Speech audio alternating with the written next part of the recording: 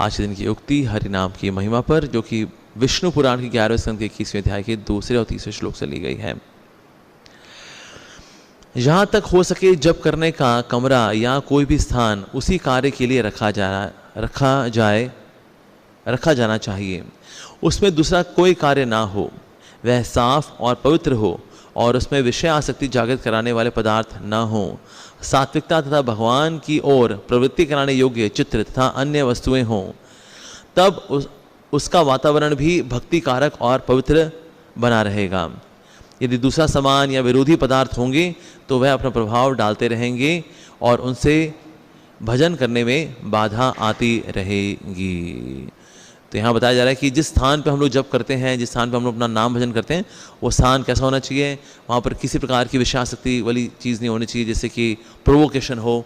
मान लीजिए टेलीविज़न है या मोबाइल फ़ोन है या गंदगी है, झूठा कुछ सामान पड़ा है, झूठी थाली पड़ी है, कि किसी की बनियान पड़ी है, किसी की जुराब पड़ी हुई है, चद्दर मुचड़ी पड़ी हुई है और बिस्तरा हिला हुआ है और कुर्सियाँ आगे पीछे हो रखी हैं और गंदगी मची हुई है और पलंग के नीचे को चूहा मरा पड़ा है। लो कर लो जब यहाँ पर, अरे यहाँ कौन करेगा? तो बाहर के वातावरण का हमारे अंदर के वातावरण पे बहुत प्रभाव पड़ता है। जैसे हम लोग मंदिर में जब आके जप करते हैं, टेम्पल हॉल में जब करते हैं तो बैठ के सब जपा कर लेते हैं, पर कभी कभी डिवोटी जब अकेले में जप कर रहे होते हैं तो वहाँ 3-4 माला करके फिर फ़ोन उठा लेंगे, 3-4 माला करके यहाँ वहाँ देख लेंगे, किसी चींटी के साथ लग जाएंगे, चींटी जा रही है उसके आगे पत्ता रख देंगे, पत्ता वो उसके ऊपर फिर फांद के जाएगी, फिर उसके फिर पत्ता रख देंगे, राम राम राम राम, चींटियों के साथ लग जाएंगे। कुछ भी करते हैं, अकेले में होते हैं तो कुछ भी करते हैं। थोड़ा जप करें, 2 माला करेंगे, फिर 15 मिनट सो जाएंगे, फिर उठेंगे, 4 माला करेंगे, फिर जाके सो जाएंगे, फिर उठेंगे, फिर कुछ देख लेंगे, फिर सो जाएंगे, कुछ करने के लिए निकल जाएंगे, व्हाट्सएप पे रिप्लाई करना शुरू कर देंगे, कुछ ना कुछ गड़बड़ी करेंगे ही करेंगे। वातावरण का बहुत प्रभाव पड़ता है। इससे कई डिवोटीज कहते हैं, प्रभु जी भले ही घर में हमको 2 घंटे मिल रहे हों 16 माला करने के लिए, हम कहते हैं नहीं भाई, हम जाएंगे, 15 मिनट जाना 15 मिनट आना लगता है, लगे पड़ा, कुछ तो माला होंगी मंदिर में, घर पे बैठ के कमरे के अंदर कुछ नहीं होने वाला जी। इसीलिए अगर आप घर पे भी चाहते हैं कि आपका जप अच्छा हो तो उसके लिए इन सब चीज़ों को ध्यान रखना चाहिए। जैसे भक्तिनाथ ठाकुर जी का जो जपा का जो रूम था, इट वॉज वेरी स्मॉल, होगा 2 फीट बाय 3 फीट, बस दैट्स इट, और कुछ है ही नहीं उस कमरे के अंदर। उसमें वो ऊंचा ऊंचा जप किया करते थे। एक्चुअली भक्ति सिद्धांत श्री ठाकुर प्रभुपाद वो झोपड़ी में बैठ के जपा करते थे।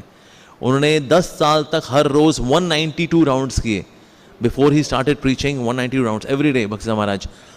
तो इसीलिए ऐसा भजन कैसे होगा?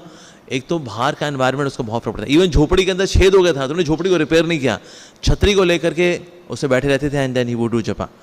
तो जितना आपके आसपास का वातावरण सरल रहेगा, सिंपल रहेगा जपा करते वक्त, उतना जपा में मन लगता है। अगर आसपास प्रोवोकेटिव चीज़ें रहती हैं, आकर्षित करने वाली चीज़ें रहती हैं, विषय वस्तुएं रहती हैं, तो मन बार बार उनकी ओर भागता है। तो इसलिए छोटा स्थान हो, अगर आएँ तो मंदिर में भक्तों का साथ करें, दैट इज़ बेस्ट। बीच में तुलसी महारानी रखें और हरे कृष्ण महामंत्र कार्ड हो, कोई भगवान की तस्वीर हो, अगर आपका मन अगर बहुत भटकता है तो ये सब कर सकते हैं। And then we can attentively chant. बाहर का वातावरण अगर प्रोवोकेटिव है तो हम लोग प्रोवोक होते रहेंगे और जपा कभी नहीं होने वाला। जपा जो है हमेशा अवरोधों के साथ ही होगा। तो निष्ठापूर्वक जप करने के लिए उत्साही भक्तों के संग में बैठ करके साफ सुथरे स्थान पे हमको नाम जप करना चाहिए।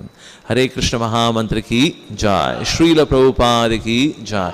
हम सब वैष्णव भक्तों चरण कमलों की वंदना करते हैं जो वांछा को पूर्ण करने के लिए कल्पवृक्ष समान है, कृपा के समुद्र हैं, पतितों का उद्धार करने वाले हैं। वांछा कल्पतरुभ्यश्च कृपा सिंधुभ्य एव च पतितानां पावनेभ्यो वैष्णवेभ्यो नमो नमः। अनंत कोटि वैष्णव वृंद की जय। हम सब मिलकर के ध्यान पूर्वक हरे कृष्ण महामंत्र का जप करेंगे।